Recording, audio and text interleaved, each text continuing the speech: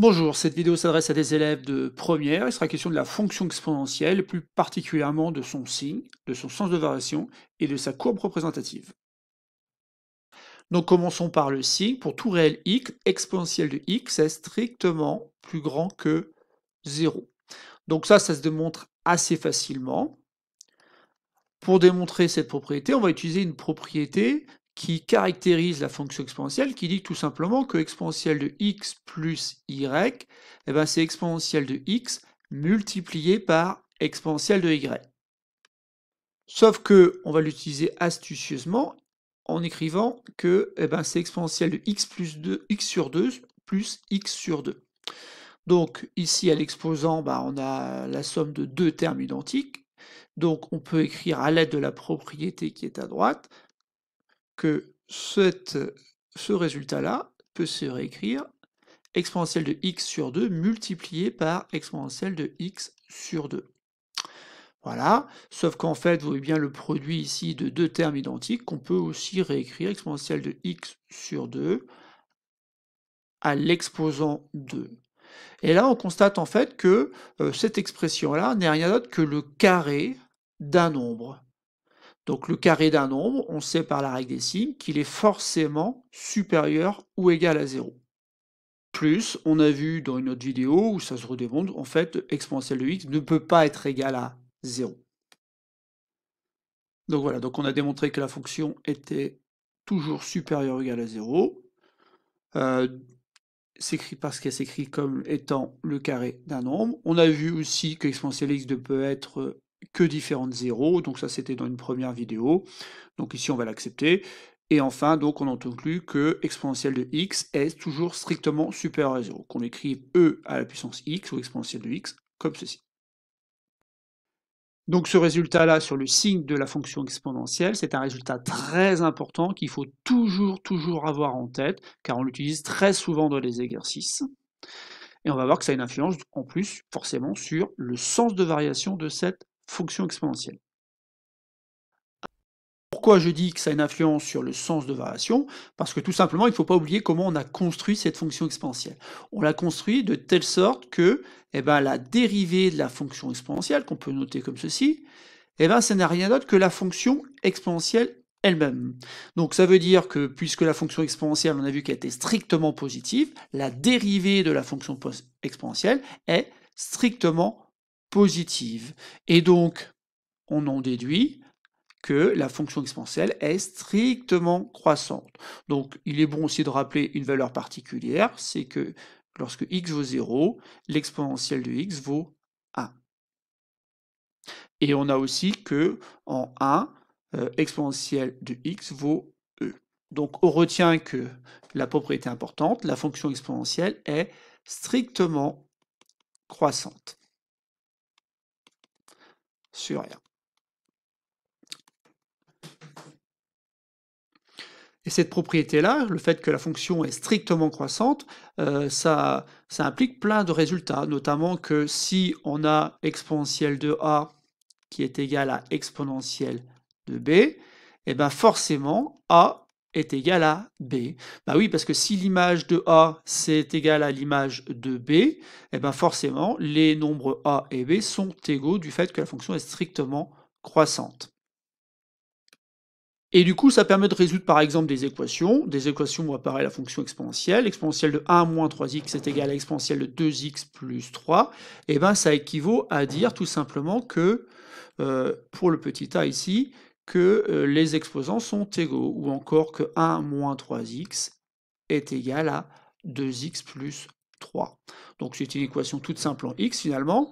Donc ça fait moins 3x moins 2x qui est égal donc à 3 moins 1. Ou encore, moins 5x est égal à 2, est égal à 2 sur moins 5, ou moins 2 cinquièmes. Il me reste un peu de place ici pour mettre l'ensemble, donc solution, qui est composé d'un seul nombre, qui est moins 2 cinquièmes. Donc, voilà, que retenir? Tout simplement qu'on transforme une équation un peu bizarre, là, avec des exponentielles, une équation qu'on sait résoudre, cette équation tout simplement avec des x de chaque côté, une équation de collège. Autre cas de figure ici, donc on a exponentielle de x au carré moins 1 qui est égal à 1. Bon, ça, c'est des équations assez classiques qu'on rencontre assez souvent dans les exercices, qu'il faut tout de suite transformer en une équation où apparaît à gauche comme à droite la fonction exponentielle. Donc, il faut se poser la question de savoir, bon, 1, 1, comment on peut l'écrire avec la fonction exponentielle? On peut écrire que c'est exponentielle de 0. Et à partir de là, il n'y a pas de grande difficulté, il suffit simplement d'utiliser donc le fait que la fonction est strictement croissante, et donc du coup, ce qu'on a à l'exposant ici, forcément égal à 0.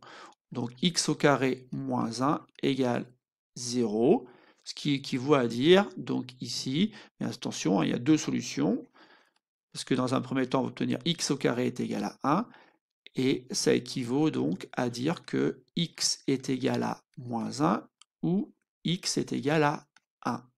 L'ensemble solution ici étant donc composé de deux nombres, moins 1 et 1. Donc on retient de ce petit exercice, ou petit exemple, que pour résoudre une équation, on se ramène à des choses qu'on sait faire à l'aide de la propriété qui dit que si on a une exponentielle à gauche et à droite, forcément, ce qui est à l'exposant sont deux quantités égales.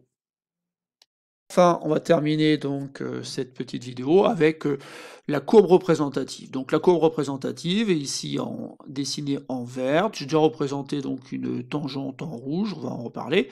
Donc la courbe, voilà, hein, donc on voit bien la courbe d'une fonction qui est strictement croissante. On voit bien que l'image de 0, ça donne 1. Et l'image de 1 que j'ai représentée ici donne le nombre de l'air, E, dont 2,718 est une valeur approchée. Et on n'oublie pas, bien sûr, de constater que cette courbe est représentée au-dessus de l'axe des abscisses. Bah oui, c'est évident, puisque la fonction, on a montré qu'elle était strictement croissante. Donc même ici, si ça semble se confondre avec l'axe des abscisses, c'est légèrement au-dessus, puisque c'est bien strictement plus grand que 0. On va donc terminer en profitant de cette petite courbe pour se rappeler des tangentes, deux tangentes donc particulières à cette fonction exponentielle. Donc la première, c'est la tangente en 0, et donc la tangente en 0, on se rappelle, on va l'obtenir en faisant y est égal à f' de 0, facteur de x moins 0, plus f de 0. Ah oui, mais ici on parle de la fonction exponentielle, et on sait que la fonction exponentielle de 0, que je peux écrire comme ceci ou comme ceci, c'est un important, on sait que ça vaut 1. Donc ici j'ai 1, j'ai 1 fois x moins 0, bah oui, 1 fois x, et plus, plus f de 0, ah oui, c'est exponentielle de 0, donc ça fait 1. Donc une équation réduite de la tangente, c'est tout simplement y égale x plus 1. Donc l'équation réduite, elle est là. Donc je ne l'avais pas représentée, parce que tout simplement ici, on peut vous la demander. Donc l'ordonnée à l'origine, c'est 1. Coefficient directeur, c'est 1. Donc on peut la tracer comme ceci. Voilà. Et je vais la plonger, bien sûr, de l'autre côté pour avoir la tangente. Et donc là, c'est la tangente que j'ai appelée T0. Hein, c'est la tangente au point d'abscisse 0.